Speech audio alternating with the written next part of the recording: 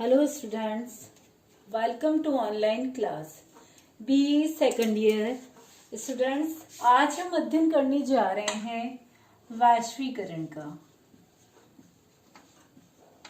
Students, आपका जो second paper है ग्रामीण समाजशास्त्र, उसके अंतर्गत वैश्वीकरण का क्वेश्चंस जो है स्टूडेंट्स लगभग आता है, जिसके अंतर्गत वैश्वीकरण का अर्थ, विशेषताएं और साथ ही साथ वैश्वीकरण का कृषि पर प्रभाव का उल्लेख जो है आपके क्वेश्चंस जो है लगभग आता है एग्जाम में स्टूडेंट्स। तो अभी हम वैश्वीकरण का जो है अर्थ और विशेषताओं को जानने का प्रयास करेंगे।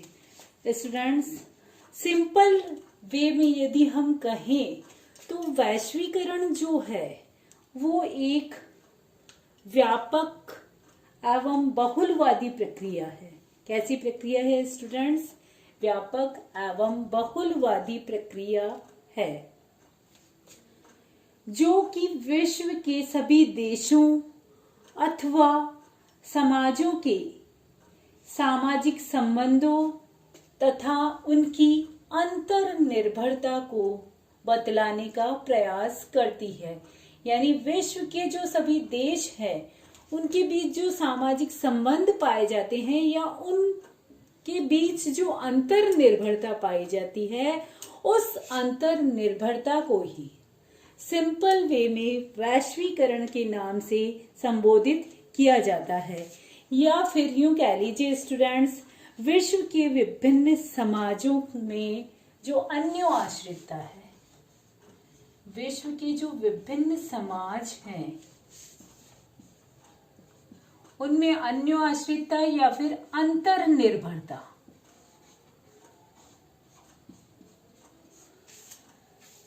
जो बढ़ती जा रही है, या अंतर्निर्भरता या अन्योआश्रितता जो विश्व के विभिन्न देशों में बढ़ती जा रही है, उसे ही स्टूडेंट्स सिंपल वे में क्या कहा जाता है? वैश्वीकरण के नाम से संबोधित किया जाता है।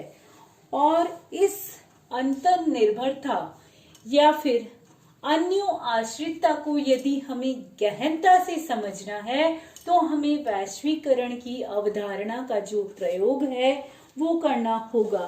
क्योंकि वैश्वीकरण का लक्ष्य क्या है?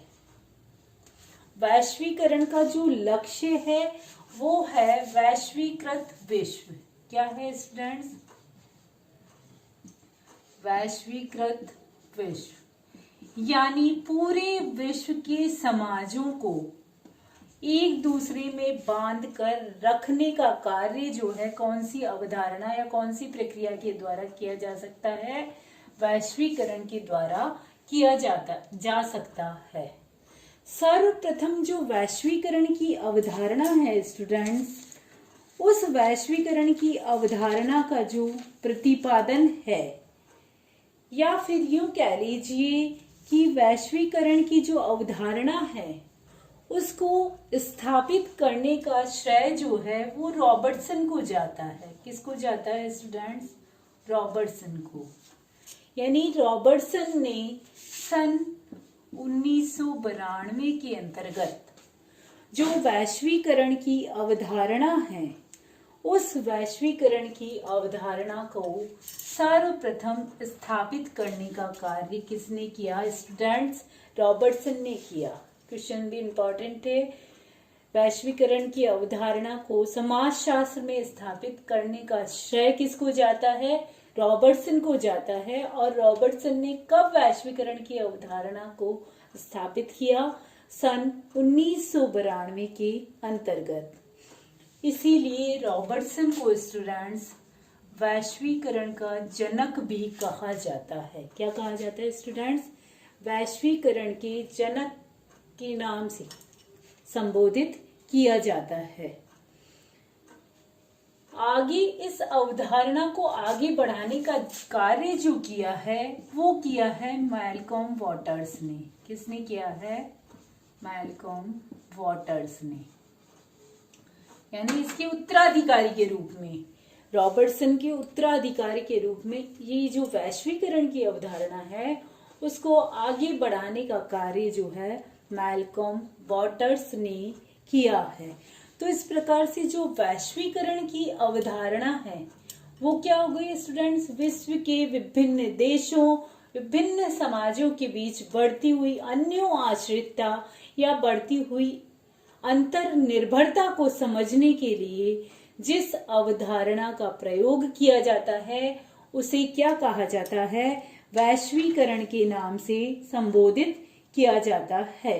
यानी वैश्वीकरण की वजह से ही विश्व के जो विभिन्न समाज हैं वो एक दूसरे से बंध गए हैं। संचार के साधनों में वृद्धि, यातायात के साधनों में वृद्धि, साथ ही साथ सूचना तकनीकी ने विश्व भर के लोगों को एक साथ लाकर खड़ा कर दिया है और एक वैश्विक गांव के रूप में स्थापित करने का जो कार्य किया है स्टूडेंट्स, वो किसने किया है, वैश्वीकरण ने ही किया है। प्रारंभ में वैश्वीकरण की जो अवधारणा है वो केवल आर्थिक संकल्पना के रूप में थी। किस रूप में थी स्टूडेंट्स, आर्थिक संकल्पना के रूप में थी। यानी वैश्वीकरण की जो अवधारणा है उसका प्रयोग जो है केवल आर्थिक क्षेत्र में ही किया जाता था। धीरे धीरे स्टूडेंट्स इसका जो क्षेत्र है वो विस्तृत होता गया और वर्तमान में सामाजिक, राजनीतिक, आर्थिक, सांस्कृतिक, धार्मिक सभी क्षेत्रों के अंतर्गत जो है वैश्वीकरण जो है बढ़ता जा रहा है। तो इस तरह से इसका जो क्षेत्र है वो लगभग क्या होता जा रहा है स्टूडेंट्स, विस्तृत होता जा रहा है। इसके अंतर्गत वैश्वीकरण की जो महत्वपूर्ण परिभाषा है उसको देने का प्रयास जो किया है स्टूडेंट, सर्वप्रथम वेलस्टेन ने किया है।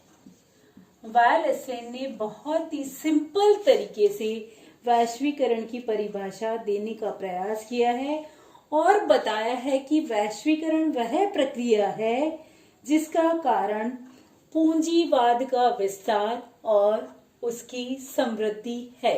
यानी सीधा साधा सा वेलस्टेन बताने का प्रयास करते हैं कि ऐसी प्रक्रिया जिसके द्वारा पूंजीवाद का विस्तार एवं समृद्धि होती है, पूंजीवाद का विस्तार एवं क्या होती है, समृद्धि होती है। ऐसी प्रक्रिया को किस नाम से जाना जाता है, वैश्वीकरण के नाम से जाना जाता है। ऐसा किसने कहा स्टूडेंट, वेलस्टेन ने कहा। एक महत्वपूर्ण डेफिनेशन देने का प्रयास जो है एंथोनी गिडिंग्स ने भी किया है स्टूडेंट्स। उनकी भी जो परिभाषा है वो अत्यंत महत्वपूर्ण मानी जाती है समाजशास्त्र के अंतर्गत वैश्वीकरण की। उन्होंने कहा है कि विभिन्न लोगों और दुनिया के विभिन्न क्षेत्रों के बीच, यानी विभिन्न लोगों और दुनिया के विभिन्न क्षेत्रों के बीच जो बढ़ती हुई अन्यों आश्रितता है या फिर जो पारस्परिकता है वही क्या है, वैश्वीकरण है। यानी दुनिया के जो लोग हैं और विभिन्न क्षेत्र जो हैं वो एक दूसरे के बीच में या एक दूसरे पर आश्रित हैं, साथ ही साथ उनमें जो अन्यों आश्रितता या अंतर निर्भरता बढ़ती जा रही है वही क्या कहलाती है स्टूडेंट्स, वैश्वीकरण के नाम से जानी जाती है। तो इस तरह से वेलस्टेन और एंथोनी गिडिंग्स की जो डेफिनेशंस है वो अत्यंत ही महत्वपूर्ण मानी जाती है। अब हम स्टूडेंट्स वैश्वीकरण की जो कुछ विशेषताएं हैं उन विशेषताओं को जानने का प्रयास करेंगे कि वैश्वीकरण की ऐसी कौन सी विशेषताएं हैं जिसकी वजह से वर्तमान में ये अवधारणा जो है अपना एक विस्तृत रूप धारण करती जा रही है। पहली विशेषता के रूप में देखें स्टूडेंट्स तो हमने डेफिनेशन में वो विशेषता लगभग पढ़ भी ली है कि ये एक व्यापक प्रक्रिया है या फिर ये एक व्यापक संप्रत्यय है। यानी वैश्वीकरण की प्रक्रिया जो है वो बहुत छोटी नहीं है, बल्कि विस्तृत और बहुआयामी प्रक्रिया है। परिभाषा के अंतर्गत भी बताया है मैंने आपको, क्योंकि ये एक व्यापक प्रक्रिया है जो कि विश्व स्तर के जो सभी देश हैं या विश्व स्तर के जो अनेक परिवर्तन हैं, उन परिवर्तनों के कारकों, उनकी दिशाओं, उनके प्रभाव इत्यादि को अपने में समेटे हुए हैं। साथ ही साथ उनसे संबंधित जो पद्धति और सिद्धांत हैं, परिवर्तनों प्रभावों से संबंधित जो परिवर्तन और सिद्धांत हैं, उन सभी को अपने में समेटे हुए हैं। इस तरह से लघु स्तर हो चाहे बृहद स्तर हो, चाहे वो विकासशील देश हो, चाहे वह विकसित देश हो, चाहे वह अर्ध विकसित देश हो, सभी में जो है वैश्वीकरण की प्रक्रिया जो है पाई जाती है। इस रूप में वैश्वीकरण जो है बहुत ही विस्तृत अवधारणा है या फिर यूं कह लीजिए एक व्यापक प्रक्रिया है। दूसरी महत्वपूर्ण विशेषता जो आती है, ये एक सार्वभौमिक प्रक्रिया है। स्टूडेंट्स, जैसा कि हम जान चुके हैं कि ये प्रक्रिया केवल एक अर्ध विकसित या फिर विकासशील देश में ही नहीं पाई जाती है, बल्कि भूमंडलीकरण, वैश्वीकरण या फिर ग्लोबलाइजेशन की जो प्रक्रिया है वो सभी देशों के अंतर्गत पाई जाती है। साथ ही साथ इसका जो क्षेत्र है वो आर्थिक संकल्पना तक ही सीमित न रहकर सामाजिक, सांस्कृतिक, आर्थिक, राजनीतिक सभी व्यवस्थाओं तक ये फैल चुका है। ये स्टूडेंट्स, हम क्या कर रहे थे? वैश्वीकरण की विशेषताओं का अध्ययन कर रहे थे। तीसरी महत्वपूर्ण विशेषता जो मानी जाती है स्टूडेंट्स वैश्वीकरण की, वो आती है वैज्ञानिक संप्रत्यय।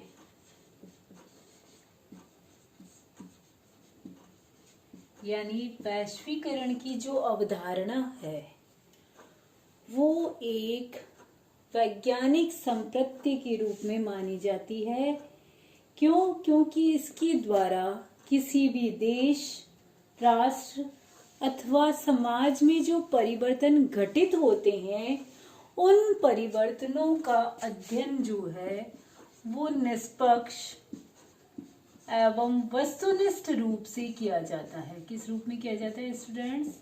निष्पक्ष एवं वस्तुनिष्ठ रूप से अध्ययन किया जाता है। चाहे वह परिवर्तन किसी राष्ट्र में हो, किसी देश में हो या फिर किसी समाज में हो, उन सभी परिवर्तनों का अध्ययन वैज्ञानिक दृष्टि से निष्पक्ष एवं वस्तुनिष्ठ रूप से किया जाता है। अगली और महत्वपूर्ण विशेषता जो आती है स्टूडेंट्स कि वैश्वीकरण की जो प्रक्रिया है वो चेतन एवं अचेतन दोनों ही प्रकार की प्रक्रिया है। पहले तो प्रक्रिया यानी निरंतर चलने वाली जो क्रिया है उसे क्या कहेंगे हम? प्रक्रिया है कहेंगे। तो चेतन किस रूप में है वैश्वीकरण की प्रक्रिया की? हम वर्तमान में जो संचार के साधन, आधुनिक परिवहन के साधन, साथ ही साथ जो उत्पादन के आधुनिक साधन हैं, उन सबको हम अपना रहे हैं। तो ये तो हम सजग रूप में या जागृत रूप में उनको अपना रहे हैं। तो इस रूप में वह वैश्वीकरण की प्रक्रिया कैसी प्रक्रिया के अंतर्गत आएगी? चेतन प्रक्रिया के अंतर्गत आती है। लेकिन स्टूडेंट्स, यदि हम फैशन को अपनाते हैं या फिर फास्ट फूड, चाइनीज फूड, इन सब का सेवन जो हम करते हैं स्टूडेंट्स, ये हमारी वैश्वीकरण की अचेतन प्रक्रिया है। क्योंकि इसके अंतर्गत हमारे खाद्य पदार्थ, फास्ट फूड या फैशन वगैरह जो है उनको व्यक्ति बिना सोचे समझे अचेतन रूप से अपनाता जा रहा है। तो इस रूप में वैश्वीकरण की प्रक्रिया चेतन एवं अचेतन की जो प्रक्रिया थी वो केवल आर्थिक संकल्पना के रूप में थी। वर्तमान में वैश्वीकरण जो है एक सामाजिक आंदोलन के रूप में विकसित होता जा रहा, चाहे वह नारी आंदोलन हो या फिर मानव अधिकारों की मांग हो, जेंडर आंदोलन हो, या फिर समाज में जो पाई जाने वाली विभिन्न प्रकार की समस्याएं हैं, जैसे एग्जाम्पल के तौर पर पर्यावरण प्रदूषण, ये सारे जो समाज के मुद्दे हैं उन सबको अपने में समेटे हुए है कौन? वैश्वीकरण। तो वर्तमान में ये प्रक्रिया जो है धीरे धीरे एक सामाजिक आंदोलन के रूप में भी अपना प्रभाव जमाती जा रही है। अगली और महत्वपूर्ण विशेषता जो आती है वैश्वीकरण की, वो आर्थिक रूप से आती है। स्टूडेंट्स, मैंने जैसा आपको बताया ये एक आर्थिक संकल्पना थी। धीरे धीरे पूरे समाज राष्ट्र में पैर जमाने के पश्चात ये सामाजिक, आर्थिक, राजनीतिक या फिर सांस्कृतिक क्षेत्र हो, सभी में इसने अपना प्रभाव जमा लिया है। किंतु सर्वप्रथम जो वैश्वीकरण का विचार जो आया है वो आर्थिक क्षेत्र में ही आया है, जिससे कि धीरे धीरे आर्थिक स्वतंत्रता जो है वो बढ़ती गई। चाहे वह विकसित देश हो, विकासशील देश हो, चाहे वह अल्प विकसित देश हो, सभी में इस प्रकार की जो प्रक्रियाएं हैं यानी आर्थिक जो स्वतंत्रता है वो निरंतर बढ़ती जा रही है।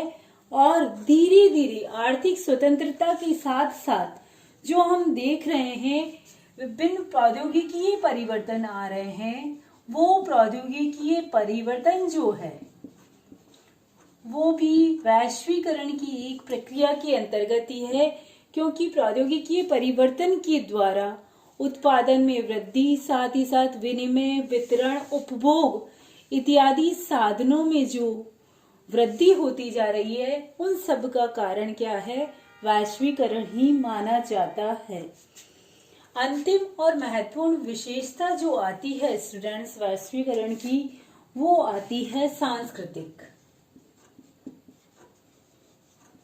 स्टूडेंट्स, मैंने ऊपर भी आपको बताया था कि वैश्वीकरण ने अब अपने सभी क्षेत्रों को अपने में सम्मिलित कर लिया है।